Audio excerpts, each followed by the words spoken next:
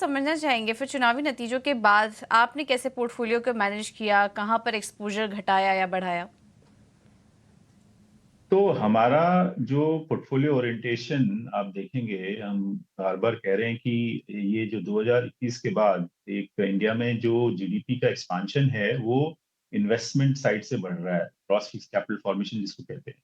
उसमें दो चार मेजर ड्राइवर्स जो हैं उसमें आप जो रियल एस्टेट साइकिल है, जो गवर्नमेंट इंफ्रा पे स्पेंड कर रही है, और जो कुछ कॉर्पोरेट शुरू हो गए हैं जो कमोडिटीज में है, मेटल्स में है, एनर्जी में है, पावर में है, वहां पर हमको दिख रहा है कि ईवीज में है, auto companies across the board capex कर रही हैं और कुछ कंज्यूमर कंपनीज भी शुरू कर दी है।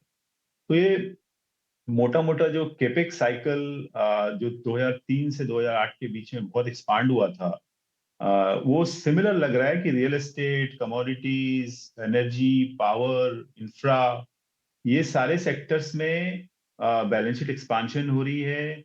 और अच्छी बात ये है कि फिलहाल उनके पास सरप्लस कैश है इन कंपनीज के बैलेंस शीट में, तो वो फिलहाल ज्यादा लोन भी नहीं ले रही हैं, तो बैलेंस शीट्स में एनपीएस डेवलप अभी नहीं हो रहे हैं। टाइम लगेगा, उसमें एनपीए अभी भी बॉटम आउट ही हो रहे हैं। तो द पोर्टफोलियो का ओरिएंटेशन मेरे हिसाब से इसी तरफ होना चाहिए, बिकॉज यहीं पर आपको अर्निंग सरप्राइज, अर्निंग्स ग्रोथ और सेल्स एक्सपेंशन दिखता रहेगा आप जैसे से आगे जाएंगे।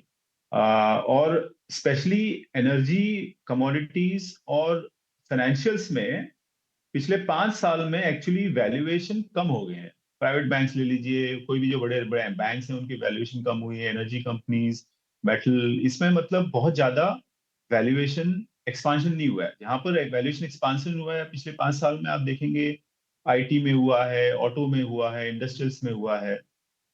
बट ये जो मैंने कुछ पॉकेट्स के नाम लिए, वहां पर आउटलुक भी बेहतर है और वैल्यूएशंस बढ़े नहीं है।